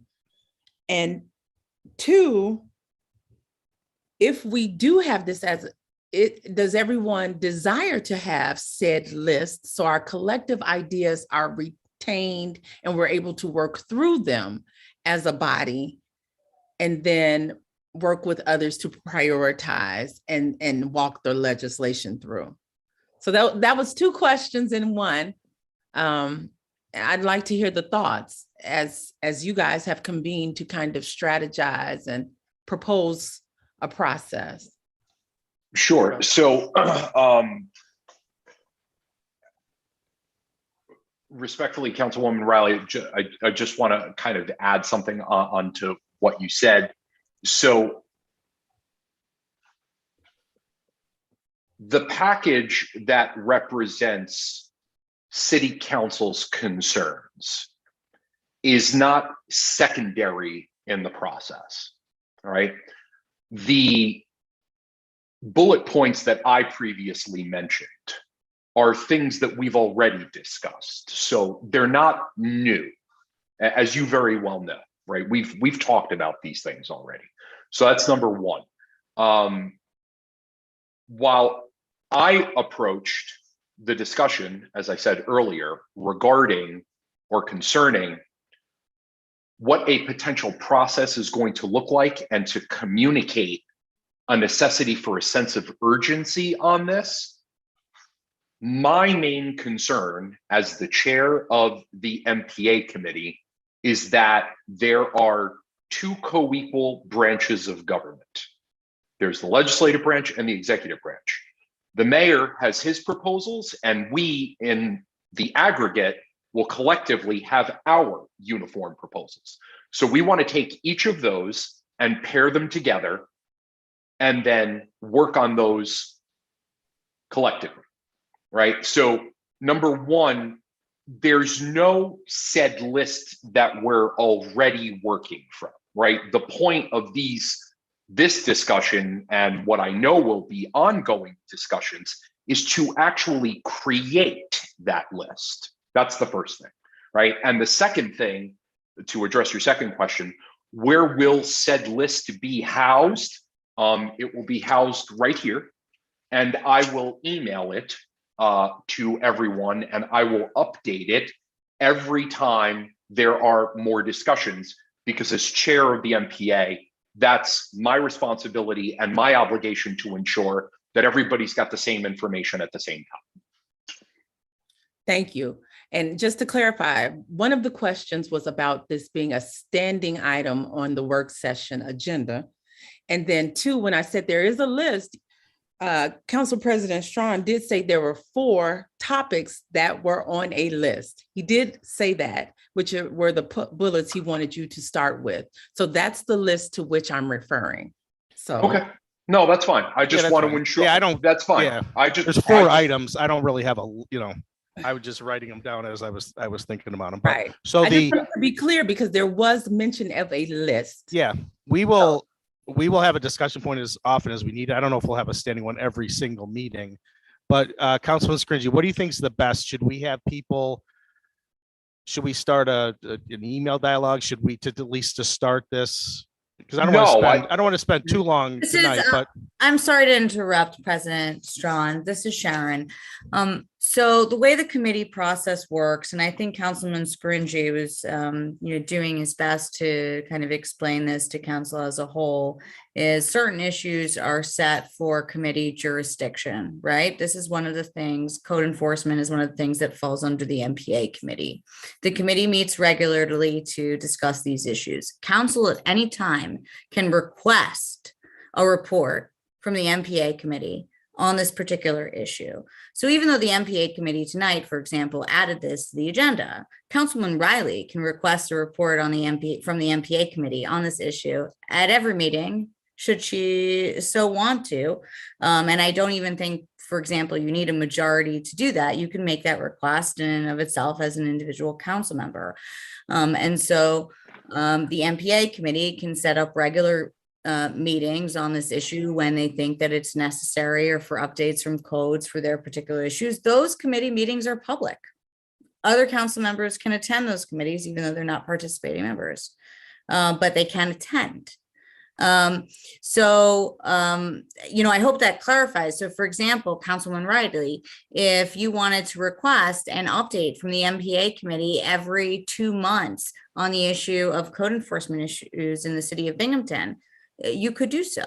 And I think that makes the best use of what these committees are for. And I understand we've been in COVID season, it's been 2 years. And so our muscles are not necessarily as flexed as we have been in the past on the committee side. But if people have questions on procedure, this is exactly what the committee process is for. And creating a schedule, whether or not it's for the committee around a particular issue on reporting to council on a regular basis. These are all part and parcel of the normal operations of this particular body of government. And I'd be happy to assist or facilitate with that in any way. Okay, Councilman Byrd, you had Yeah, thank you, everybody, for all of this. Just making notes here, and that, we have families living in our city in housing that is not up to code. And they've been living there a long time, and the same landlords do the same thing, and it goes on and on. So, I would love to sit with Chris and Sharon and all of you and talk to them about how can we fix this in a way that is fast. I know that, something goes down in code, it goes to court, it does, it's such a long process, it's like trying to get the president's tax returns, it just goes on and on. So what is the best way to fix that? That, to me, that would be one of the priorities, is helping the families that are living in conditions below code. As far as the high grass and all this goes, this is all, and everything's going to be money. Everything comes down to money. The Parks Department works as hard as they can work. Therefore, this summer, we're going to see the high grass because they're already working as hard as they're going to work. So unless we hire some more summer people to cut specifically to do those types of things, this is what we have to do. So I hope, I know that Megan is listening. I hope that the mayor's open to that. I think they are. I think they're open to funding something. Yeah, and it's still the immediately, same with the code amending department. The budget, code right. department, they're working hard. Therefore, what do they need? And same with Corporation Council, so. Thank you so much, Councilman Burns, for that, because I think understanding the current operations are really important. So, for example, the Parks Department has been contracting with a third-party contractor to cut grass for a long period of time, and that's had some successes and some failures, right? Whenever you're contracting out with a third party, sometimes their work is less than up to snuff. And I think the mayor's office, and I'd leave it to Megan to kind of explain, has already made some efforts to adjust that process so that the city will be the one who is performing the work and actually accountable, and we're not leaving ourselves bare or beholden to some outside contractor on those issues. The last thing I would say with regards to Corporation Council's role here is, before the pandemic, and Tom knows this, Gio knows this, Sophia knows this, every council member was more than welcome in the office of Corporation Council on a dime, on no notice. And that's one of the things that the Office of Corporation Council was always willing and really privileged to do. right, is you always had access to us individually to talk about issues, to brainstorm how we can approach and tackle various problems. And I think with the pandemic, and also competing work schedules, right? Having other jobs and things like that. They've conflicted sometimes with corporations council's ability to have an open, I shouldn't say the open door policy has always been there, but it hasn't necessarily been utilized in the last 2 years. Yeah, also, if there's a way, I know that the mayor talked about hiring someone specifically to deal with code and corporation counsel, and dealing with these banks that own these homes that nobody lives in, and they just continue to deteriorate. There's one at 108 Park Avenue that stands out to me. It's been that way and a bank owns it, and it's just falling down, and nobody does anything about it. Well, and I will say that it's just insanity. That prior to both the eviction moratorium, some of the moratoriums, for example, with regards to mortgages that were put in place during the COVID pandemic, the city had a very vigorous process, particularly through our vacant property officer and also through the Office of Corporation Counsel, of citing banks and having them follow through on various work orders. Everything has gotten backlogged, particularly with regards to moratoriums and stays of court actions that have really only started to open up. And I think one of the important things is to note that with regards to the Office of Corporation Counsel, it is not, quote, landlord friendly by any means. Most of our most vigorous prosecutions are against landlords. And, a lot of those have been stayed. So I really do welcome, and I know it's a bit ironic for me to say so because Brian is the one who's shouldering the lion's share of the work for the Office of Corporation Counsel, although we do have an attorney who's joining us at the beginning of March, and we will be hiring a prosecutor who is focused on code enforcement. But please, the Office of Corporation Counsel welcomes you. We're willing to meet. We're more than happy to brainstorm these issues. And so in addition to the MPA committee and these general reporting requirements, each member of council not only has the right, but I would also say an obligation to advocate for your communities with our office directly so that we can assist in the problems. So I'll use a good example. Councilman Scringy was always very good about this. If there's a particular problem property, notifying corporation counsel, code enforcement, engaging in an interdisciplinary effort with regards to that property sometimes involves police, sometimes it doesn't involve police, and it involves, various other social services programs. Megan Hyman, for example, assisted us with partnering with a volunteer landscaping company for an elderly hoarder about 2 years ago. Right. So we tend to tackle these problems from an interdisciplinary measure. And I think many council members might be shocked with or surprised by some of the efforts that have been spearheaded by the current team that we have. But certainly this mayor's office is deeply committed to improving a lot of those mechanisms. But please feel free to meet with anybody in the Office of Corporation Counsel with regards to your concerns at any time.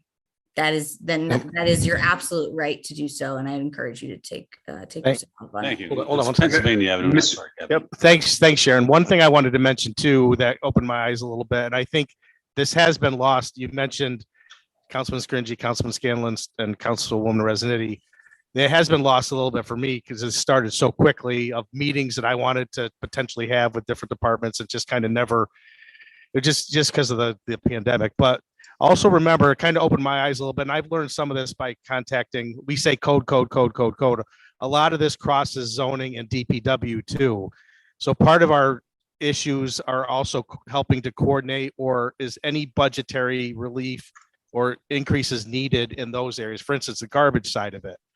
Well, the garbage pickup is obviously DPW, but zoning is actually dumpsters and receptacles, and that's a big part of the garbage too, especially as it relates to apartment buildings and stuff like that. And there's a lot of things you can and can't do that I've learned with the garbage. And that's a big issue too. So keep that in mind as we move forward in these conversations, that it's not all just code per se. It just feels like it's code, but code is sometimes the quarterback of these other things as well, not just the enforcer. So. Mr. President, Go ahead. Mr. President, if I may, Councilwoman Friedman, I apologize about that. I'm not trying to overstep, but considering that we're kind of we're coming off from a starting point, right? And so in an attempt to create a list of actual council concerns, Mr. President, what I would like to do right now is just go in district order and just ask each representative if there is something that is important to them that they would like me to add to the list. Was that? Well, first of all, let's let Councilwoman Friedman say what she's going to say, and then, yeah, if we have some quick hitters, what I also want, what we might end up doing is saying the next meeting or a future meeting, come back with those items. I know this was on the agenda Friday, but people may or may not have had a chance to. So if there's any quick hitters that somebody would like to mention that you just been thinking about every day and every night for the last whatever, then I think we can start that process. Yeah, and everyone should understand this is not finality. This is start. This is going to be added to. This is going to be amended. This is going to be altered. But right, it could be it's a living, working document, right? Or whatever. Yes, exactly. But what I also don't want is, while we're having great discussion, I don't want us to get into the weeds where we say the same 5 things 10 different ways and don't actually get something done. So I'd like to, I'd like to be substantive, in depth, but let's also be efficient and let's move the conversation forward. So, that was why I came up with that idea. It doesn't mean we can't debate. It doesn't mean we're not going to continue this, but let's move it forward. Go ahead, Councilor Freeman. Thanks. I would say a couple of general comments insofar as like ways that I think it would be helpful to look to, like, lenses through which it will be helpful to view this conversation or to have this conversation. And I think generally what I'm thinking is, I think a lot of the frustration that stems from these code conversations is a lot of the time the solution, the sort of implicit solution is, well, code should work harder, or parks should work harder, or they need to be faster.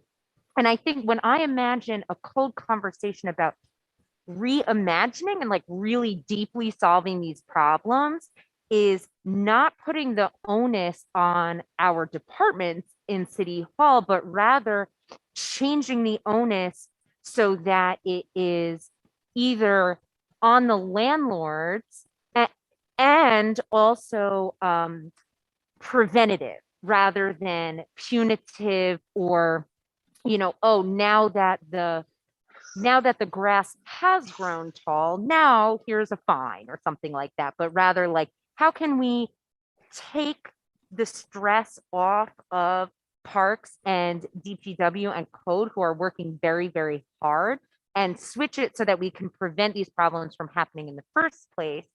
And I think it is possible to do that. I have sent around examples of what some other municipalities have done, like specifically when it comes to the more egregious, like, rental violation. And that brings me to my second point, is that when I think of code, I think of two forks, I guess, of this. One is the more surface level beauty, like physical appearance, which, as one of my constituents said, that involves removal. So snow removal, garbage removal, and tall grass removal. And I think that has to be a separate conversation from like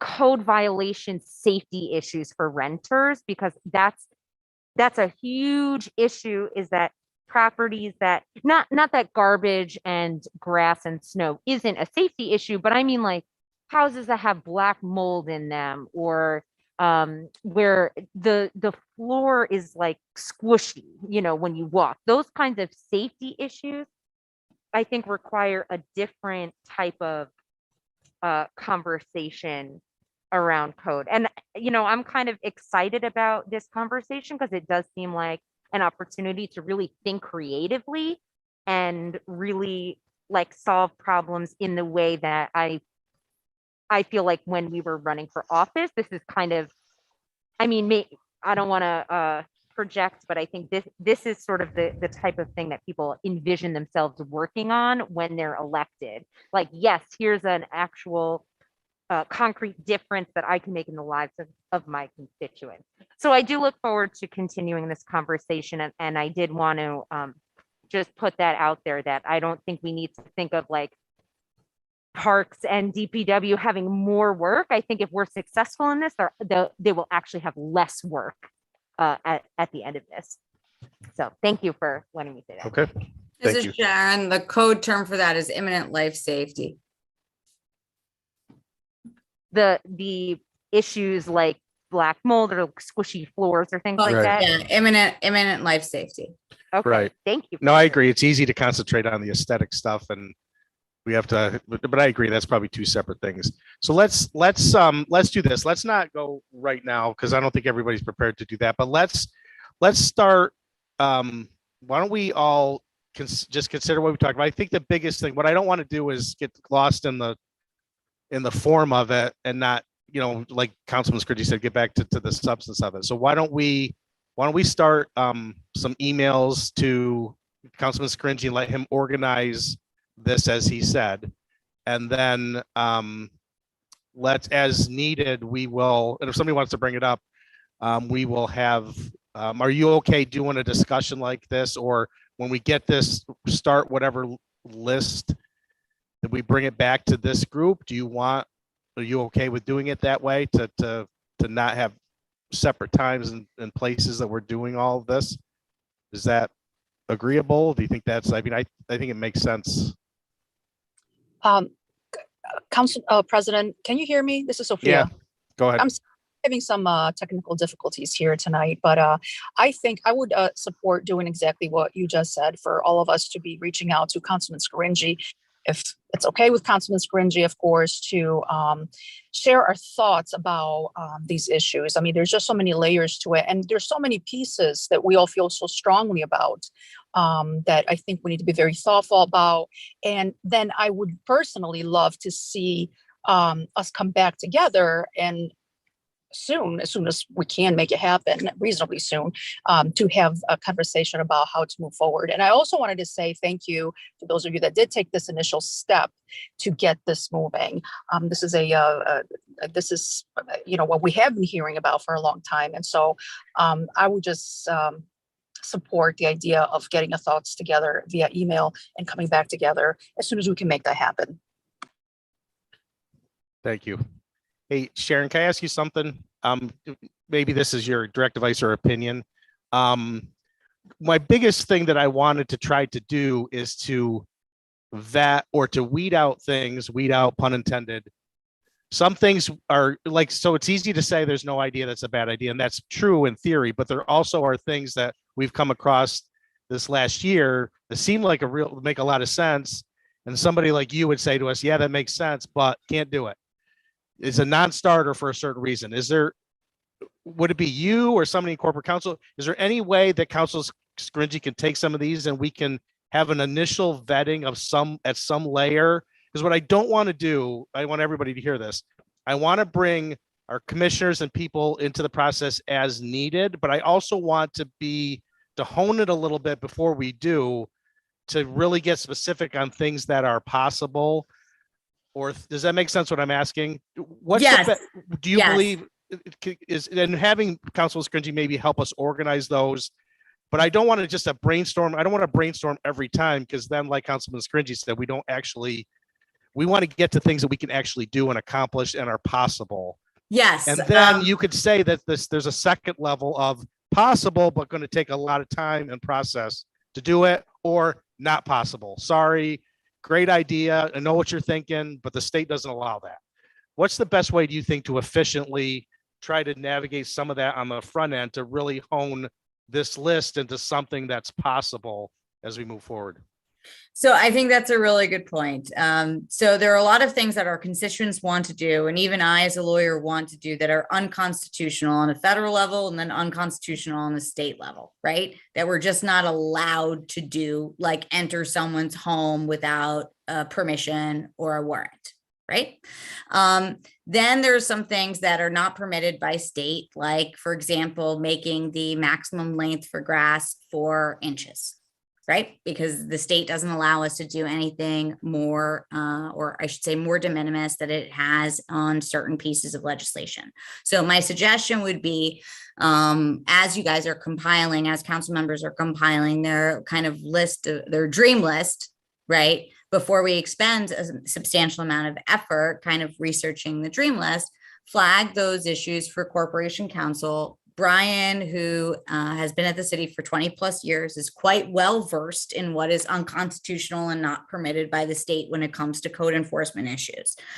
So even though we are honing it on a code enforcement prosecutor, Brian Seacrest, who's now the Corporation Counsel, is very familiar. I would say I am also substantially familiar, although Brian is definitely the expert in the field, and he can flag things right off the bat that he knows based off of current New York state law and current federal law that are impermissible.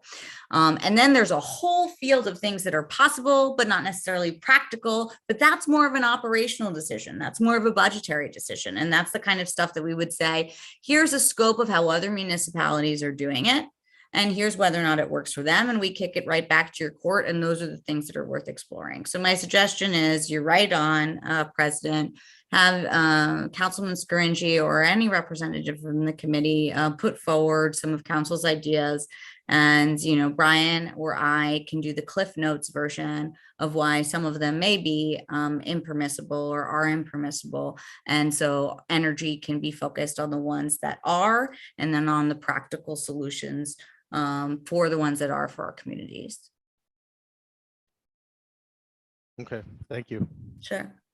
Can I just say one more? Go ahead, thing? Councilman Burns. The, you know, I think the commissioners would equally be, you know, we're saying that we bring them in as needed, but I would love to hear them at the very first part of our discussions to say, you know, when we, you know, like, if, for instance, just high grass, have him tell us, you know, he knows why it hasn't worked. Tell us what will work. Thank you very much. And then we can talk about how to go about it with the mayor. So that could be a two-way street. I think that's what you're saying, where we can focus but they ask them to focus theirs back to us too. We're saying Corporation Counsel is going to tell us whether or not things can be done or not, but the commissioners are the same thing. Right. So they could ask us to consider what they need help with budget-wise and et cetera, et cetera. Right. Okay. Okay, for the sake of time, does anybody have anything else in general, or do you think we're, you know, like I said, we don't want to be wasteful of time, but I think this just shows that we're taking it seriously, and you know, we'll try to weed through as much as we can to keep it as targeted as we can, knowing that there are times where there's just no way around getting off on a little bit of a rabbit trail here and there, and that's okay. If we can, you know, bring it back when necessary, or give our commissioners, our city hall people, our corporate counsel the permission to pull us back once in a while if it's just a non-starter type of a rabbit trail that we're on, because there's just no sense of wasting that time either. But we also want to explore all options that are possible to give the support to our city staff. So, Mr. President. Go ahead. If I may, so just two things. So just for transparency and openness, I will follow up with you tomorrow with a phone call, individually one-on-one. So as chair of the MPA committee, I can propose and throw something off you with respect to how we are going to procedurally do this moving forward to make sure that we're all part of the discussion. And then I will follow up with an email with all my colleagues to let everyone know that, because my concern is we want deep substantive debate, but we don't want to take 6 months with this. And so I'm going to ask you, I'll talk to you about it tomorrow, and then I'll share that discussion with everyone. So just so I can follow up with everyone. Okay, so here's what I've got so far. Issues with grass, code resources, and the monies associated with resources for code, housing and corp council. Councilman Burns talked a little bit about efficient ways of dealing with code issues and what are the most efficient ways. Can we, on a local level, move that process in some way where the turnaround time can potentially be decreased? I believe Councilwoman Friedman discussed a little bit about can we make things not just punitive? Not just punitive and more preventative, those imminent life safety issues that she was discussing. I also heard, is there a way that we can work with the banks with properties that they own that are just sitting and kind of deteriorating away? Code concerns, safety issues, not just the aesthetic things, but the internal things like mold and flooring, windows, things like that. And what does code as a department actually need from us? Is there anything that I'm missing from what we discussed so I can start aggregating this list and sharing it with everyone as soon as possible? Just to clarify, sorry, I know President Strawn mentioned they're reworking the permit process for the existing code issues. I don't know if that's going on this list or if that is already in progress. Very fair point, Council President. I'll answer that question. I think that's a great initiative from the mayor's office, and I think we're definitely going to get to work with him on that. This is a city council list. Okay, I didn't know. So yeah, no, that's fine. That's fine. Absolutely. Perfect. Anything else on that, but from anyone? Okay, so I will aggregate this list. I will have a phone discussion with Council President tomorrow, and everyone will hear from me within 24 hours by email after that. Thank you, Mr. President. Thank you. Okay, is everybody good with that for now? I think we're off to a good start. Okay, cool. Thanks for doing all that, Gio. Yep. Thank you, Councilman Scringy. I think we're off to a good start and at least moving that. For the sake of time, Mr. Clerk, anything noteworthy on the pending legislation that we need to be aware of? We have a public hearing tomorrow, right? On the Correct. We do have a public hearing tomorrow. Go ahead. Nothing else here, but unless anyone has any questions. Okay, everybody good on the pending? And I think they already released the initial packet for tomorrow night, correct? Correct. So, okay, thank you, Clerk's office, for getting us that. On these back-to-back meetings, sometimes it's a little tricky, so we appreciate that. Okay, motion to adjourn. So moved, Mr. President. Second. Thanks, everybody. Have a good night. Good night, everyone.